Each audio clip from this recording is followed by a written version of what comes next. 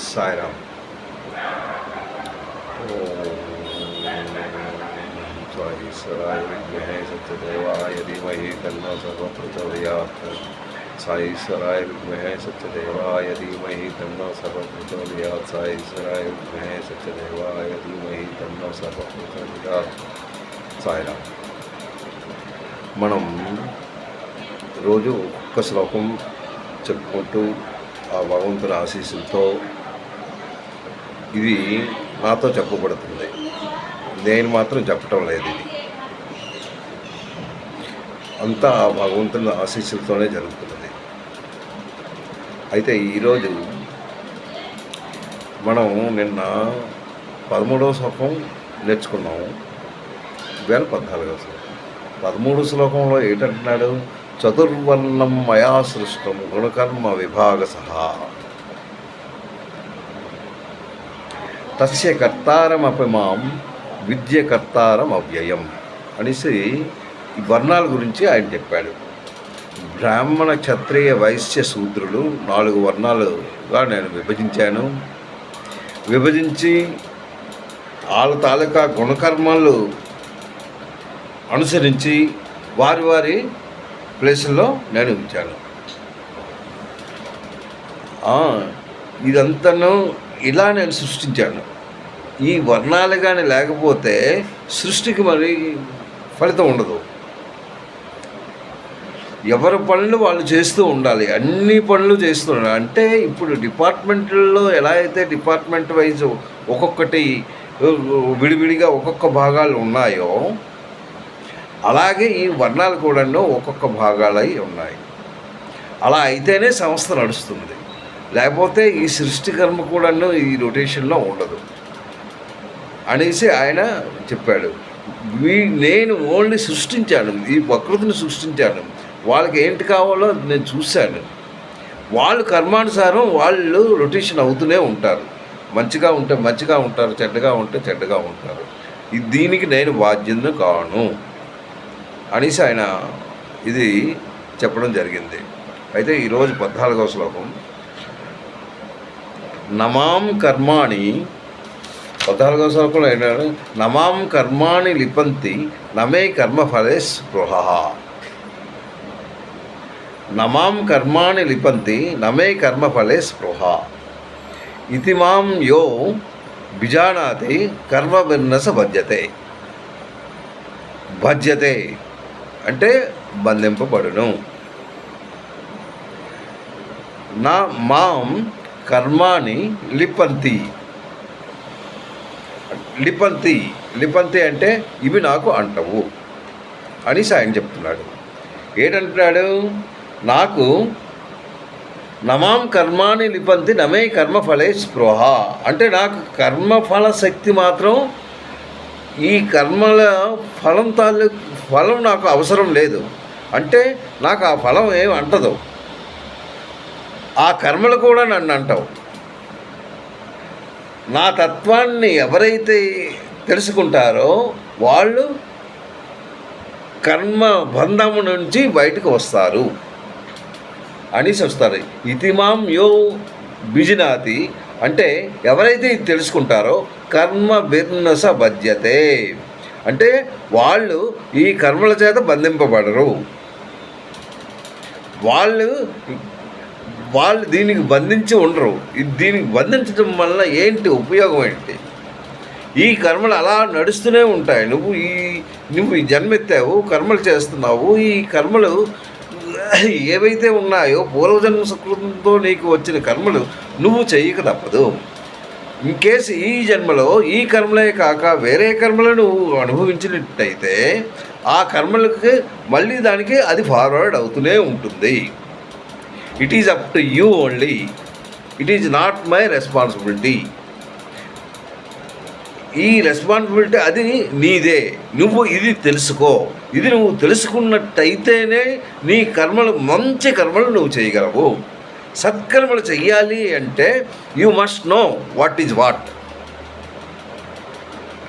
అంటే ఇప్పుడు ఏ వర్ణంలో ఉన్నావో ఆ వర్ణాల గురించి లాస్ట్ శ్లోకంలో ఎందుకు చెప్పాడు అంటే ఈ వర్ణాలు బ్రాహ్మణ వైశ్య క్షత్రియ శూద్రులు ఎలా అయితే ఉంటున్నారో ఇవన్నీ నా చేతే ఏర్పడబడ్డాయి. వీళ్ళు ఈ కర్మలు చేయనట్టయితే, ఎవరి పని వాళ్ళు చేయనట్టయితే వాళ్ళు దానికి బాధ్యులు.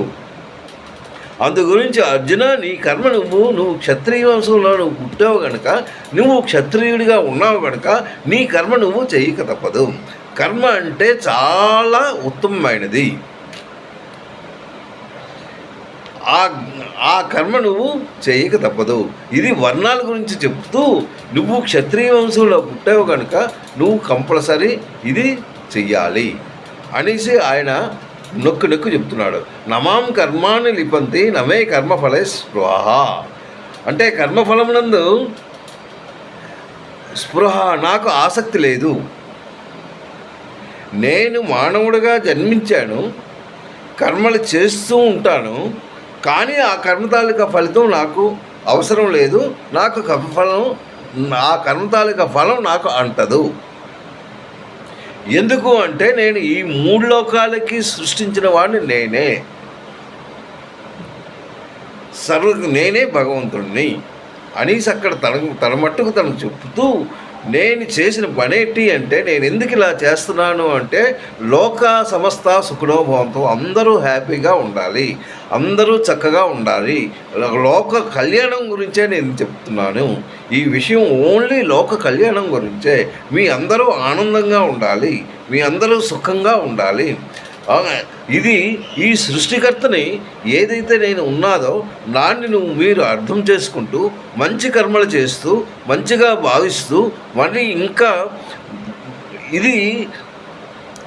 ఈ కర్మలు అనుభవించడానికి మీరు మళ్ళీ జన్మ ఎత్తడం, మళ్ళీ జన్మ ఈ రొటేషన్లో ఉండకుండా మీరు మంచి కర్మలు చేస్తూ ఫలాన్ని అనుభవించండి. ఫలితం మీకు, ఆ కర్మ తాలూకా ఫలితం మీకు తప్పక దొరుకుతుంది. ఆ ఫలితాన్ని నేనే ఇస్తాను. కానీ మీరు కర్మ చేయడమే మీ తాలూకా కర్తవ్యము. కానీ కర్మ తాలూకా ఫలితం మాత్రం అది ఎట్టి పరిస్థితిలో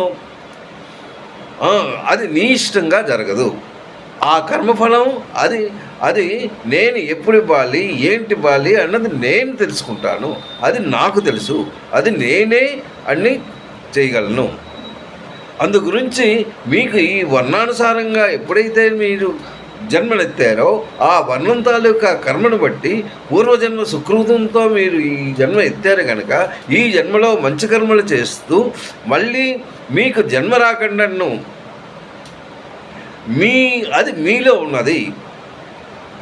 మీకు మళ్ళీ చావు పుట్టుక రాకుండా ఉండాలి అంటే అది మీ చేతిలో ఉంది.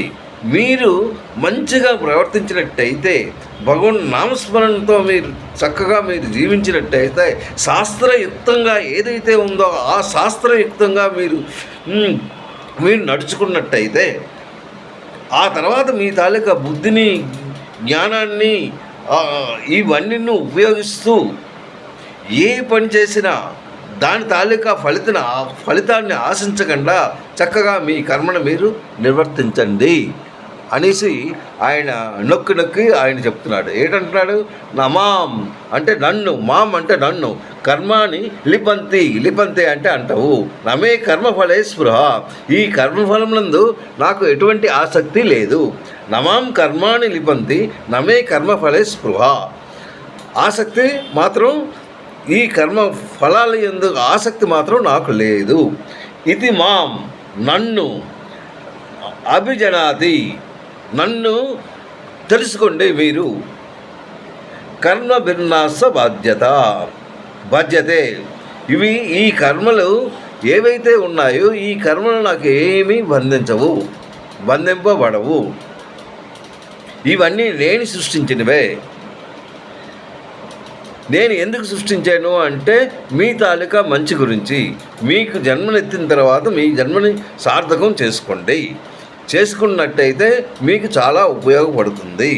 అందు గురించి ఈ కర్మఫలం తాలూకా ఈ కర్మఫలాలు ఏమి నేను మామూలుగా ఉన్నాను కనుక ఇవి ఏ మాత్రం ఇది ఎప్పుడు అంటదు అనేసి ఆయన నొక్కి ఆయన చెప్తున్నాడు అనమాట. ఇది 13వ శ్లోకంలో ఆయన చెప్పింది అది. ఏంటంటాడు, అతనికి ఈ ప్రకృతి తాలూకా ఏదైతే తన ప్రకృతిని సృష్టించాడో ఇది ఓన్లీ మానవుల గురించే, తన గురించి మాత్రం కాదు. ఎవడైతే జీవుడు ఆ కర్మను వాడు ఆ కర్మను అనుభవించడానికి అతనే బాధ్యుడు. కర్మలు ఎలా చెయ్యాలి అన్నది అతని తాలూకా ఉద్దేశాన్ని బట్టి అతనే బాధ్యుడు. అతడు మంచి కర్మలు చేస్తాడా, చెడ్డ కర్మలు చేస్తాడా, ఏ కర్మలకు ఎలాంటి ఫలితం దొరుకుతుంది ఏంటి, ఇవన్నీ తెలుసుకుంటూ ఆడు కర్మ చెయ్యాలి. అందు గురించి అర్జున, నువ్వు ఏమో క్షత్రియ వంశంలో ఉన్నావు కనుక నీ కర్మ నువ్వు చెయ్యక తప్పదు, నువ్వు యుద్ధం చెయ్యాలి అనేసి ఆయన ఈ శ్లోకంలో చక్కగా వివరించారు. ఇలాగే ఈ శ్లోకాలు ఒక్కొక్కటిను దాని తాలూకా అర్థాన్ని తెలుసుకుంటూ మన తాలూకా నడవడికని మనం మార్చుకుంటూ ఒక మంచి మార్గంలో వెళ్ళడానికి మనం ప్రయత్నిద్దాం. సాయిరామ్.